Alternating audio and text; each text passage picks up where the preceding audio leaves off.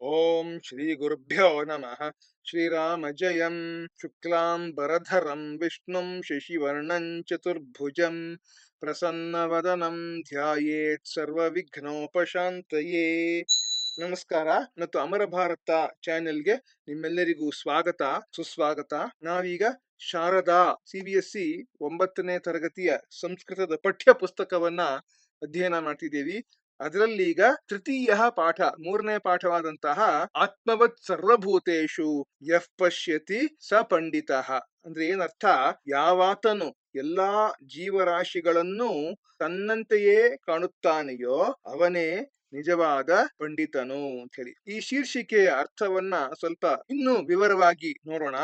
ಆತ್ಮವತ್ ಅಂದ್ರೆ ತನ್ನಂತೆಯೇ, ಸರ್ವಭೂತೇಷು ಎಲ್ಲಾ ಜೀವರಾಶಿಗಳಲ್ಲಿಯೂ, ಯಹ ಪಶ್ಯತಿ ಯಾವಾತನು ನೋಡುತ್ತಾನೆಯೋ ಅಂದ್ರೆ ಭಾವಿಸುತ್ತಾನೆಯೋ, ಸಹ ಪಂಡಿತಃ ಅವನು ನಿಜವಾದ ಪಂಡಿತನು ಅಂತ ಅರ್ಥ. ಯಾವಾತನು ಎಲ್ಲಾ ಜೀವರಾಶಿಗಳನ್ನು ತನ್ನಂತೆಯೇ ಕಾಣುತ್ತಾನೆಯೋ ಭಾವಿಸುತ್ತಾನೆಯೋ ಅವನೇ ನಿಜವಾದ ಪಂಡಿತನು. ಈ ಪಾಠಕ್ಕೆ ಒಂದು ಪೀಠಿಕೆ, ಇಂಟ್ರೊಡಕ್ಷನ್ ಇದೆ, ಅದನ್ನ ನೋಡೋಣ. ಭಾರತ ದೇಶವು ಬಹೂನಾಂ ಬ್ರಹ್ಮರ್ಷೀಣಾಂ ಮಹಾತ್ಮನಾಂ ಚ ಭೂಮಿ, ಅನೇಕ ಬ್ರಹ್ಮರ್ಷಿಗಳ ಮತ್ತು ಮಹಾತ್ಮರ ಭೂಮಿಯಾಗಿದೆ ಅಥವಾ ಜನ್ಮಭೂಮಿಯಾಗಿದೆ ಅಂತ ಹೇಳ್ಬಹುದು. ತೇಷಾಂ ಚರಿತ್ರಾಣಿ ಸಕಲಸ್ಯ ವಿಶ್ವಸ್ಯ ಕೃತೆ ಪ್ರೇರಣಾಸ್ಪದಂ. ಅವರ ಚರಿತ್ರೆಗಳು ಇಡೀ ಜಗತ್ತಿಗೆ ಪ್ರೇರಣಾದಾಯಕವಾಗಿವೆ. ತೇಷಾಂ ಚರಿತ್ರೇಷು, ಅವರ ಜೀವನ ಚರಿತ್ರೆಗಳಲ್ಲಿ ಪ್ರತಿಪದಂ ಭೂತದಯ, ಪ್ರತಿಯೊಂದು ಹೆಜ್ಜೆಯಲ್ಲಿಯೂ ಕೂಡ ಭೂತದಯ ಅಂತಂದ್ರೆ ಜೀವಿಗಳ ಮೇಲಿನ ಕರುಣೆ, ಸಮತಾ ಅಂದ್ರೆ ಸಮಾನತೆ, ಕ್ಷಮಾ ಅಂದ್ರೆ ಕ್ಷಮಾಗುಣ ಕ್ಷಮೆ, ಅಹಿಂಸೆ, ಕರುಣಾ ಅಂದ್ರೆ ಕರುಣೆ, ರುಜುತ ಅಂದ್ರೆ ಸರಳತೆ ರುಜುತ್ವ, ಬಂಧುತ ಮತ್ತು ಬಂಧುತ್ವ ಚ ಇತ್ಯಾದೀನಿ ಜೀವನ ಮೌಲ್ಯಾನಿ ಪ್ರಾಪ್ಯಂತೆ, ಮುಂತಾದ ಜೀವನ ಮೌಲ್ಯಗಳು ಕಂಡು ಬರುತ್ತವೆ. ಮುಂದಕ್ಕೆ ಮಹಾರಾಷ್ಟ್ರಸ್ಯ ಪ್ರಸಿದ್ಧ ಮಹಾತ್ಮ, ಮಹಾರಾಷ್ಟ್ರದ ಪ್ರಸಿದ್ಧ ಮಹಾತ್ಮರಾದಂತಹ ನಾಮದೇವ ಮಹಾರಾಜ, ಸಂತ ನಾಮದೇವ ಮಹಾರಾಜರು ಸ್ವೀಯ ವ್ಯವಹಾರೇಣ, ತಮ್ಮ ನಡತೆಯ ಮೂಲಕ ಕರುಣಾಯಾಹ ಮಹಾಂತಂ ಆದರ್ಶಂ ಉಪಸ್ಥಾಪಿತವಾನ್, ಕರುಣೆಯ ಒಂದು ಮಹತ್ತರವಾದ ಆದರ್ಶವನ್ನ ಜಗತ್ತಿನ ಮುಂದೆ ಸ್ಥಾಪಿಸಿದ್ದಾರೆ. ಸಹ ಸರ್ವಾತ್ಮಕಸ್ಯ ಈಶ್ವರಸ್ಯ ನ ಕೇವಲಂ ಸಂಕೀರ್ತನಂ ಕೃತವಾನ್, ಅವರು ಸರ್ವಾಂತರ್ಯಾಮಿಯಾದ ಆ ಈಶ್ವರನ ಅಂದ್ರೆ ಭಗವಂತನ ಸಂಕೀರ್ತನೆಯನ್ನಷ್ಟೇ ಮಾಡದೆ, ಅಪಿತು ಸರ್ವೇಷು ಜೀವೇಶು ಸಹ ಭಗವಂತಂ ದೃಷ್ಟವಾನ್, ಜೊತೆಗೆ ಎಲ್ಲಾ ಜೀವಿಗಳಲ್ಲಿಯೂ ಕೂಡ, ಎಲ್ಲಾ ಜೀವರಾಶಿಗಳಲ್ಲಿಯೂ ಭಗವಂತನನ್ನು ಕಂಡರು. ನಾಮದೇವ ಮಹಾರಾಜಸ್ಯ ಜೀವನಸ್ಯ ಕಾಚಿತ್ ಶಿಕ್ಷಾಪ್ರದಾ ಘಟನಾ ಅತ್ರ ಪ್ರದರ್ಶಿತ ಅಸ್ತಿ. ನಾಮದೇವ ಮಹಾರಾಜರ ಜೀವನದ ಒಂದು ಬೋಧಪ್ರದ ಘಟನೆಯನ್ನು ಇಲ್ಲಿ ಪ್ರಸ್ತುತಪಡಿಸಲಾಗಿದೆ. ಯಾಂ ಪಠಿತ್ವಾ, ಯಾವುದನ್ನು ಓದುವುದರಿಂದ, ಅಸ್ಮಾಕಂ ಜೀವನಂ ಪರಿವರ್ತಿತಂ ಭವೇತ್, ನಮ್ಮ ಜೀವನವು ಪರಿವರ್ತಿತವಾಗಬಹುದು. ಈಗ ಪಾಠವನ್ನ ಪ್ರವೇಶಿಸೋಣ. ಕಪಿಲಃ ಮಾಧವಿ ಚ, ಕಪಿಲ ಮತ್ತು ಮಾಧವಿ ಅವಕಾಶ ಕಾಲೇ, ರಜೆಯ ದಿನಗಳಲ್ಲಿ ಮಾತುಲ ಗೃಹಂ ಗತವಂತೌ, ತಮ್ಮ ಮಾವನ ಮನೆಗೆ ಹೋದರು. ತತ್ರ ಅಲ್ಲಿ ಕ್ರೀಡಾ ವೇಲಾಯಾಮ್, ಆಟವಾಡುವ ಸಮಯದಲ್ಲಿ ಕಂಚನ ಶುನಕಂ ದೃಷ್ಟವಂತೌ, ಒಂದು ನಾಯನ್ನ ಕಂಡರು.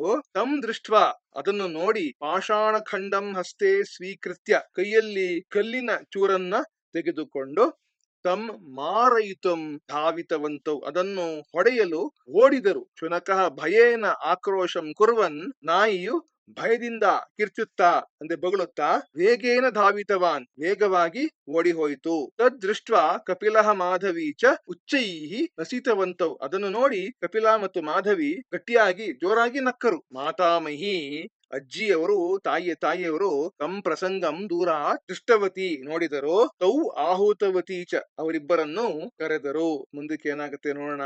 ಮಾತಾಮಹಿ, ಭೋಃ ಕಪಿಲ, ಎಲೈ ಕಪಿಲನೆ, ಮಾಧವಿ ಕಿಂ ಕುರುತಃ, ಏನು ಮಾಡುತ್ತಿದ್ದೀರಿ? ಕಪಿಲಃ, ಮಾತಾಮಹಿ ಅಜ್ಜಿ, ಪಶ್ಯತು ಕಿಲ ನೋಡಿ ಇಲ್ಲಿ ಸಹ ಶುನಕಃ ಆವಯೋಃ ಕ್ರೀಡಾಯಾಂ ಮಧ್ಯೆ ಮಧ್ಯೆ ಪ್ರವಿಶ್ಯ ಆವಾಂ ಪೀಡಯತಿ ಸ್ಮ. ಆ ನಾಯಿ ನಮ್ಮ ಆಟದ ಮಧ್ಯದಲ್ಲಿ ಪದೇ ಪದೇ ಮಧ್ಯದಲ್ಲಿ ಬಂದು ನಮಗೆ ತೊಂದರೆ ಕೊಡುತ್ತಿತ್ತು.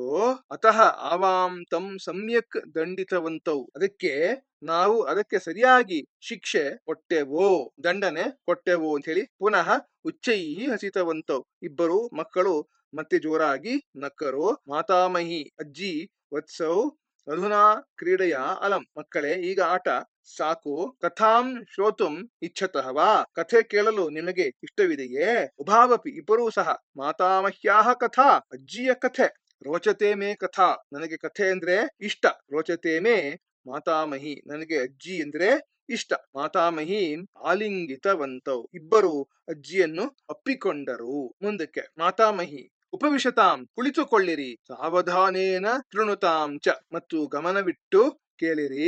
ಅಸ್ಮಾಕಂ ಭಾರತ ಭೂಮಿ, ನಮ್ಮ ಭಾರತ ಭೂಮಿಯು ಅನೇಕೇಶಾಂ ನರರತ್ನಾನಾಂ ಬ್ರಹ್ಮರ್ಷೀಣಾಂ ರಾಜರ್ಷೀಣಾಂ ಚ ಪ್ರಸವಿತ್ರಿ, ಅನೇಕ ಮಾನವ ರತ್ನಗಳ, ರಾಜರ್ಷಿಗಳ ಮತ್ತು ಬ್ರಹ್ಮರ್ಷಿಗಳ ಜನ್ಮದಾತೆಯಾಗಿದ್ದಾಳೆ.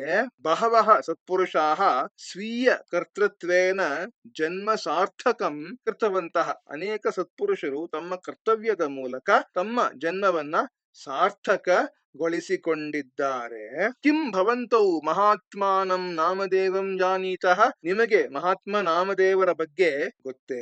ಇಲ್ಲಿ ಸಂತ ನಾಮದೇವರು, ಈ ಚಿತ್ರದಲ್ಲಿ ಆ ಮಕ್ಕಳು ನಾಯಿನ ಓಡಿಸಿರುವಂತದ್ದು, ಇಲ್ಲಿ ಅಜ್ಜಿ ಕಥೆಯನ್ನು ಹೇಳ್ತಿರುವಂತದ್ದು, ಮಕ್ಕಳು ಕೇಳಿಸ್ಕೊಂತಿರುವಂತದ್ದು. ಒಂದು ಪುಸ್ತಕ ಸಿಕ್ಕತ್ತೆ, ಸೈಂಟ್ಸ್ ಆಫ್ ಮಹಾರಾಷ್ಟ್ರ ಅಂತ ಹೇಳಿ. ಇದನ್ನ ಬರೆದಿರುವಂತವ್ರು ಯಾರು? ಸಾವಿತ್ರಿಬಾಯಿ ಖಾನೋಲ್ಕರ್ ಅನ್ನುವಂಥವ್ರು. ಈ ಪುಸ್ತಕದ ಕನ್ನಡ ಆವೃತ್ತಿ ಕೂಡ ಸಿಗತ್ತೆ, ಭಾರತೀಯ ವಿದ್ಯಾಭವನ್ ಬೆಂಗಳೂರು ಶಾಖೆಯಲ್ಲಿ ಸಿಗಬಹುದು, ಕೇಳಿ ನೋಡ್ಬೇಕು ನೀವು. ಇದರಲ್ಲಿ ಅನೇಕ ಮಹಾರಾಷ್ಟ್ರದ ಸಂತರ ಜೀವನ ಚರಿತ್ರೆಯನ್ನ ಸಂಕ್ಷೇಪವಾಗಿ ಕೊಟ್ಟಿದ್ದಾರೆ. ಸಂತ ನಾಮದೇವರು ಕೂಡ ಇಲ್ಲಿದ್ದಾರೆ ನೋಡಿ. ಮಹಾರಾಷ್ಟ್ರ ಅನ್ನೋದು ಅತ್ಯಂತ ಪುಣ್ಯ ಭೂಮಿ, ಅನೇಕಾನೇಕ ಸಂತರು ಅಲ್ಲಿ ಆಗಿ ಹೋಗಿದ್ದಾರೆ. ನಮ್ಮ ಜೀವನದಲ್ಲಿ ಆದರ್ಶಪ್ರಾಯರಾದಂತಹ ಅನೇಕ ಸಂತರು ಅಲ್ಲಿದ್ದಿರುವಂತವರು. ಅದರಲ್ಲಿ ಕೆಲವರ ಚರಿತ್ರೆಯನ್ನ ಈ ಪುಸ್ತಕದಲ್ಲಿ ಕೊಟ್ಟಿದ್ದಾರೆ.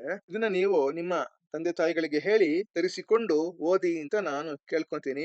ಇಂಗ್ಲಿಷಲ್ಲೂ ಸಿಗತ್ತೆ, ಕನ್ನಡದಲ್ಲೂ ಸಿಗತ್ತೆ. ಮುಂದಕ್ಕೆ ಮಾಧವಿ ಹೇಳ್ತಾಳೆ, ಅಹಂ ಶ್ರುತವತಿ ಯತ್ ತಸ್ಯ ಕೀರ್ತನೆ ಸ್ವಯಂ ದೇವಃ ಪಾಂಡುರಂಗ ನೃತ್ಯಂ ಕೃತವಾನ್ ಇತಿ. ಹೌದು, ಅವರ ಕೀರ್ತನೆಯಲ್ಲಿ ಸ್ವಯಂ ಪಾಂಡುರಂಗ ದೇವರೇ ಬಂದು ನರ್ತಿಸುತ್ತಿದ್ದನೆಂದು ನಾನು ಕೇಳಿದ್ದೇನೆ. ಅಪಿ ಸತ್ಯಂ, ಇದು ನಿಜವೇ, ಸತ್ಯವೇ? ಮಾತಾಮಹಿ ಅಜ್ಜಿ ಹೇಳ್ತಾರೆ, ಹೌದು.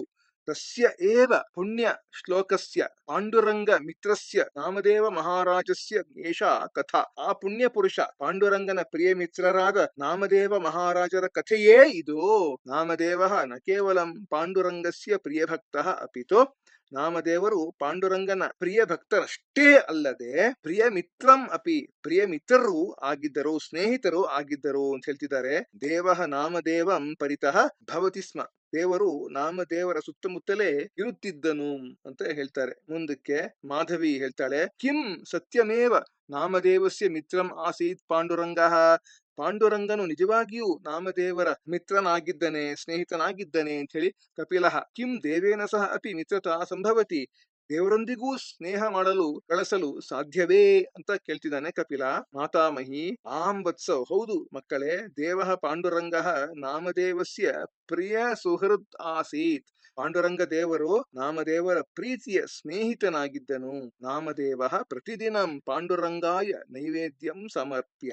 ನಾಮದೇವರು ಪ್ರತಿದಿನ ಪಾಂಡುರಂಗನಿಗೆ ನೈವೇದ್ಯವನ್ನ ಸಮರ್ಪಿಸಿ, ಅಂದ್ರೆ ಅರ್ಪಣೆ ಮಾಡಿ, ತಮ್ ಭೋಜಯಿತ್ವಾ, ಅವನಿಗೆ ಉಣಿಸಿ, ಅಂದ್ರೆ ಭಗವಂತನಿಗೆ ಇವರೇ ಉಣಿಸಿ ತಿನ್ನಿಸಿ, ತತಃ ಪರಂ ಏವ ಅನ್ನಂ ಸೇವತೆ ಸ್ಮ, ಅದರ ನಂತರವೇ ಅವರು ಆಹಾರವನ್ನ ಸೇವಿಸುತ್ತಿದ್ದರು.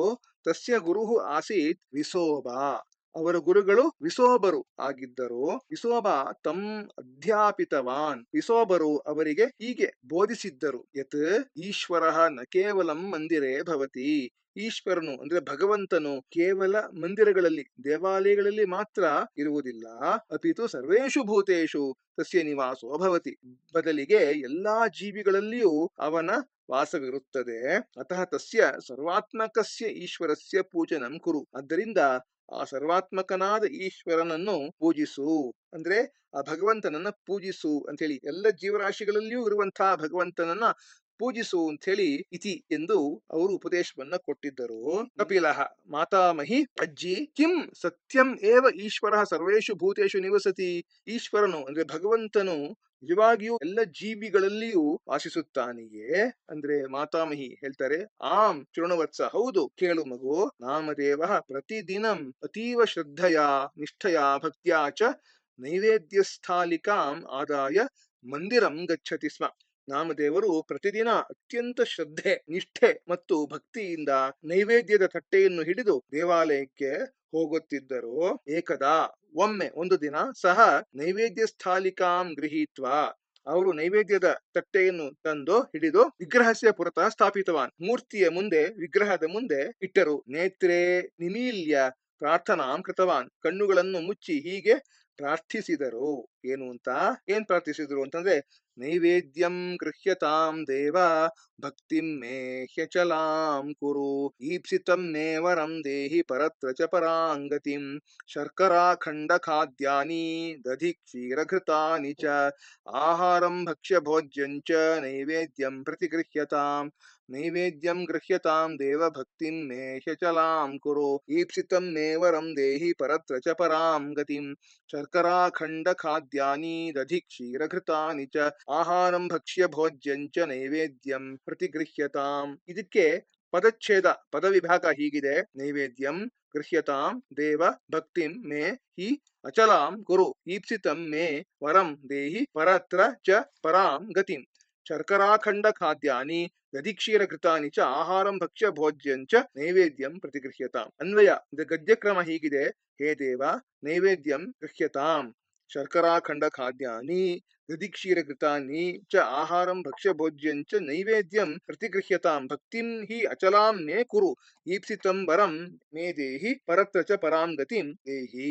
ಈಗ ಇದರ ಪ್ರತಿಪದಾರ್ಥ ಹೀಗಿದೆ: ನೈವೇದ್ಯಂ ಅಂದ್ರೆ ನೈವೇದ್ಯವನ್ನ, ಗೃಹ್ಯತಾಂ ಸ್ವೀಕರಿಸು, ದೇವ ಎಲೈ ದೇವನೇ, ಭಕ್ತಿಂ ಭಕ್ತಿಯನ್ನು, ಮೇ ನನ್ನಲ್ಲಿ, ಅಚಲಾಂ ಅಚಲವಾದ ಕಂಪಿಸಲಾಗದ, ಕುರು ಮಾಡು, ಈಪ್ಸಿತಂ ಮೇ ನನಗೆ ಇಷ್ಟವಾದ, ವರಂ ವರವನ್ನು, ದೇಹಿ ಕೊಡು, ಪರತ್ರ ಪರಲೋಕದಲ್ಲಿ, ಚ ಮತ್ತು ಪರಾಂ ಪರಮ ಗತಿಂ ಗತಿಯನ್ನ, ಶರ್ಕರಾಖಂಡ ಖಾದ್ಯಾನಿ ಕಲ್ಲು ಸಕ್ಕರೆಯ ಖಾದ್ಯಗಳನ್ನು ಸಿಹಿ ತಿಂಡಿಗಳನ್ನು, ದಧಿಕ್ಷೀರ ಘೃತಾನಿ ಮೊಸರು ಹಾಲು ತುಪ್ಪಗಳನ್ನು, ಚ ಮತ್ತು ಆಹಾರಂ ಆಹಾರವನ್ನು, ಭಕ್ಷ್ಯ ಭೋಜ್ಯಂ ತಿಂಡಿ ಊಟಗಳನ್ನ, ಚ ಹಾಗೂ ನೈವೇದ್ಯಂ ನೈವೇದ್ಯವನ್ನ ಪ್ರತಿಗೃಹ್ಯತಾಂ ಸ್ವೀಕರಿಸು.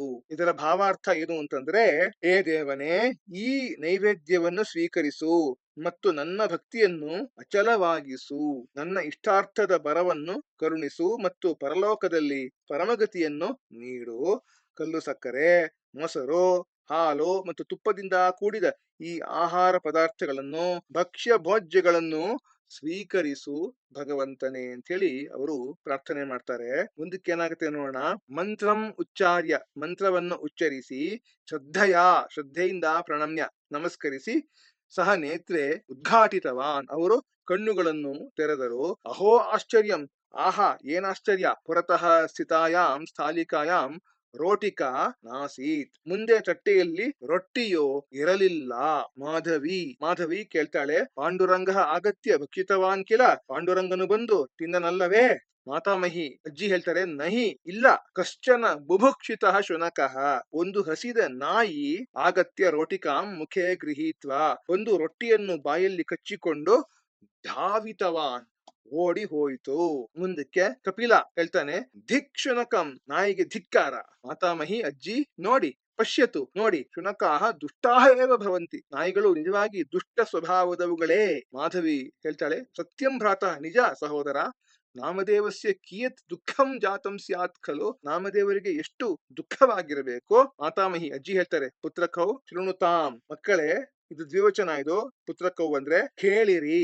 ನಾಮದೇವ ಶುನಕಸ್ಯ ಪೃಷ್ಠೆ ಅನುಧಾವಿತವಾನ್, ನಾಮದೇವರು ನಾಯಿ ಹಿಂದೆ ಓಡಿದರು. ಜಾನೀತಃ ಕಿಮರ್ಥಂ ಕಥಂ ಚ, ಏಕೆ ಮತ್ತು ಹೇಗೆ ಗೊತ್ತೇನು ನಿಮ್ಗೆ ಅಂತ ಕೇಳ್ತಾ ಇದ್ದಾರೆ. ಈ ಚಿತ್ರದಲ್ಲಿ ನಾಮದೇವರು ಪಾಂಡುರಂಗನ ಮುಂದೆ ರೊಟ್ಟಿಯ ತಟ್ಟೆಯನ್ನು ಇಟ್ಟಿರುವಂತದ್ದು, ಮತ್ತೆ ಪ್ರಾರ್ಥನೆ ಮಾಡಿ ನೋಡಿದಾಗ ಆ ನಾಯಿ ರೊಟ್ಟಿಯನ್ನು ಹಿಡಿದುಕೊಂಡು ಓಡ್ತಿರುವಂತದ್ದು, ನಾಮದೇವರು ಪಾತ್ರೆಯನ್ನು ಹಿಡಿದು ಓಡಿ ಬರ್ತಿರುವಂತಹ ಚಿತ್ರ ಇದು. ಯಾವ ಪಾತ್ರೆ ಅಂತ ನೋಡೋಣ ಇವಾಗ.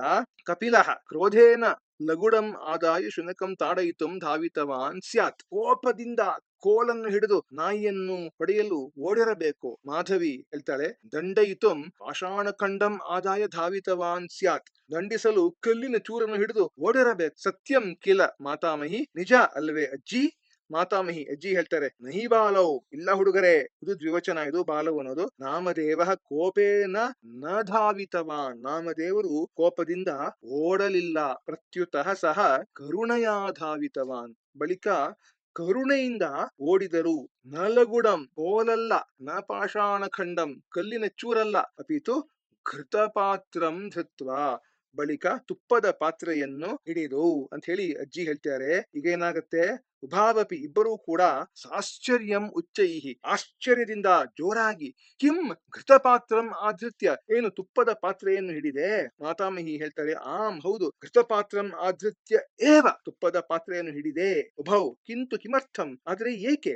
ಅದಕ್ಕೆ ಅಜ್ಜಿ ಹೇಳ್ತಾರೆ, ಜಾತೌ ಶುನಕಃ ಶುಷ್ಕರೋಟಿಕಾಂ ಅಪಹೃತ್ಯ ಪಲಾಯಿತವಾನ್ ಖಲು. ನಾಯಿ ಒಣಗಿದ ರೊಟ್ಟಿಯನ್ನು ಅಪಹರಿಸಿ ಓಡಿತಲ್ಲವೇ? ಮಹಾತ್ಮನಃ ನಾಮದೇವಸಿ ಚಿಂತಾ ಆಸೀತ್. ಮಹಾತ್ಮರಾದ ನಾಮದೇವರ ಚಿಂತೆಯು ಇದಿತು. ಯತ್ ಏನೆಂದರೆ, ಯದಿ ಶುನಕಃ ಶುಷ್ಕರೋಟಿಕಾಂ ಖಾದೇತ್, ಒಂದು ವೇಳೆ ಆ ನಾಯಿಯು ಒಣಗಿದ ರೊಟ್ಟಿಯನ್ನ ತಿಂದರೆ, ತರ್ಹಿ ತಸ್ಯ ಉದರವೇತನ ಭವೇದಿತಿ, ಅದರ ಹೊಟ್ಟೆಯ ನೋವು ಬರಬಹುದು ಎಂದು. ಅತಃ ತಸ್ಯ ಪೀಡಾ ಮಾ ಭವತು ಇತಿ ಚಿಂತಯನ್, ಅದರಿಂದ ಅದಕ್ಕೆ ತೊಂದರೆ ಆಗದಿರಲಿ ಎಂದು ಚಿಂತಿಸಿ, ಘೃತಪಾತ್ರಂ ಆದಾಯ, ಅವರು ತುಪ್ಪದ ಪಾತ್ರೆಯನ್ನು ತೆಗೆದುಕೊಂಡು, ಹೇ ದೇವ, ಎಲೈ ದೇವನೇ, ಶುಷ್ಕಾಂ ರೋಟಿಕಾಂ ಮಾ ಖಾದತು, ಒಣಗಿದ ರೊಟ್ಟಿಯನ್ನ ತಿನ್ನದಿರು, ತಿನ್ನಬೇಡ. ಘೃತಮಪಿ ಸ್ವೀಕರೋತು, ತುಪ್ಪವನ್ನು ಸ್ವೀಕರಿಸು. ಇತಿ ವದನ್ ಅನುಧಾವಿತವಾನ್ ಸಹ, ಎಂದು ಹೇಳುತ್ತಾ ಅದರ ಹಿಂದೆ ಓಡಿದರು. ಉಭೌ ಪರಸ್ಪರಂ ಪಶ್ಯತಃ, ಇಬ್ಬರು ಒಬ್ಬರನ್ನೊಬ್ಬರು ನೋಡುತ್ತಾರೆ. ಯಾರು? ಕಪಿಲ ಮತ್ತು ಮಾಧವಿ. ಅಪರಾಧ ಭಾವನೆಯ ತಯೋಹ ಮುಖೆ ಮ್ಲಾನೆ ಆಸ್ತಾಂ, ಅಪರಾಧ ಭಾವನೆಯಿಂದ ಅವರ ಮುಖಗಳು ಬಾಡುತ್ತವೆ. ಮುಂದಕ್ಕೆ ಮಾತಾಮಹಿ ಅಜ್ಜಿ ಹೇಳ್ತಾರೆ, ಧಾವನ್ ಶುನಕಃ ಅದೃಶ್ಯ ಜಾತಃ, ಓಡುತ್ತಿದ್ದ ನಾಯಿ ಅದೃಶ್ಯವಾಯಿತು. ತಸ್ಯ ಸ್ಥಾನೆ ಪಾಂಡುರಂಗ ಆವಿರ್ಭೂತ, ಅದರ ಜಾಗದಲ್ಲಿ ಸಾಕ್ಷಾತ್ ಪಾಂಡುರಂಗನೇ ಪ್ರತ್ಯಕ್ಷನಾದನು. ಸಹ ನಾಮದೇವಂ ಉಕ್ತವಾನ್, ಅವನು ನಾಮದೇವರಿಗೆ ಹೇಳಿದನು, ವತ್ಸ ನಾಮದೇವ, ಮಗು ನಾಮದೇವ, ಉತ್ತೀರ್ಣ ಭವಾನ್ ಪರೀಕ್ಷಾಯಾಮ್ ಅಂತಿರ್ಬೇಕು ಅಂತ ನಾನು ಅನ್ಕೊಂಡಿದ್ದೇನೆ. ಪರೀಕ್ಷಾಮ್ ಅನ್ನೋದು ಒಂದು ಪ್ರಿಂಟಿಂಗ್ ಮಿಸ್ಟೇಕ್, ಮುದ್ರಣ ದೋಷ ಅಂತ ಅನ್ಸುತ್ತೆ. ನೀವು ನಿಮ್ಮ ಮೇಷ್ಟ್ರುಗಳನ್ನ ಕೇಳಿ ಇದು ಸರಿಯಾಗಿದ್ಯಾ ಅಂತ ನೀವು ತಿಳ್ಕೊಳ್ಳಿ. ಉತ್ತೀರ್ಣ ಭವಾನ್ ಪರೀಕ್ಷಾಯಾಮ್ ಅಂತಂದ್ರೆ, ನೀನು ಪರೀಕ್ಷೆಯಲ್ಲಿ ಉತ್ತೀರ್ಣನಾಗಿದ್ದೀಯೇ, ನೀನು ಪರೀಕ್ಷೆಯಲ್ಲಿ ಪಾಸ್ ಆಗಿದ್ದೀಯೇ ಅಂತ ಹೇಳಿ ಅರ್ಥ.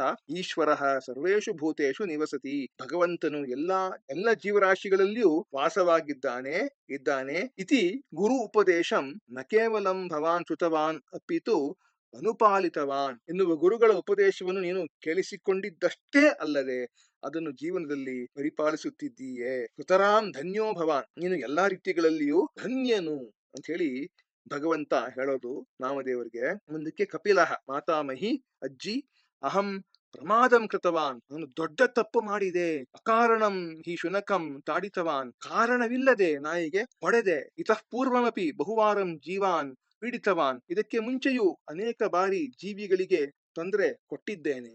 ಅದ್ಯ ಅಹಂ ಜ್ಞಾತವಾನ್, ಇಂದು ನಾನು ಅರಿತೆ. ಯತ್ ಏನೆಂದರೆ, ಸರ್ವೇಷು ಜೀವೇಷು ಈಶ್ವರ ನಿವಸತಿ, ಏನೆಂದರೆ ಎಲ್ಲಾ ಜೀವರಾಶಿಗಳಲ್ಲಿಯೂ ಭಗವಂತನು ವಾಸಿಸುತ್ತಾನೆ ಎಂದು.